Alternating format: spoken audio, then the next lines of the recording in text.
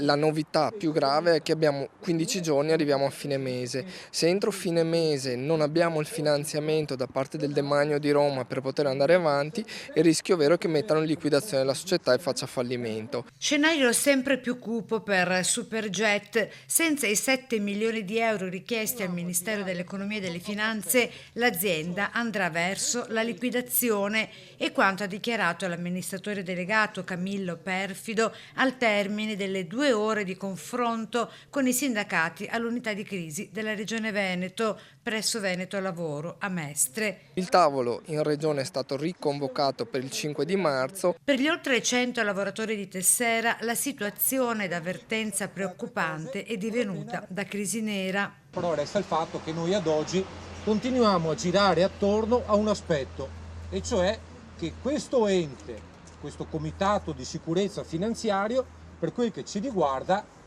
decide di girarsi dall'altra parte quando si tratta di prendere delle decisioni che riguardano il nostro futuro. Se entro 15 giorni non arriveranno risposte concrete dal MEF, scatterà il piano B, chiedere a Leonardo, che detiene il 10% delle azioni, l'integrazione del personale Superjet per salvaguardare i 110 lavoratori, sospesi da anni in una situazione di stallo aggravata dalle sanzioni internazionali e dal blocco delle attività della joint venture aeronautica. Leonardo, che fino ad oggi è rimasta assente dai tavoli, non si è mai fatta sentire e insomma su 55.000 lavoratori, come si dice, assumere, come si dice, all'interno del perimetro di Venezia competenze, tra l'altro ex officine aeronavali, quindi sempre Leonardo, insomma potrebbe essere una soluzione che mette finalmente a riparo queste famiglie.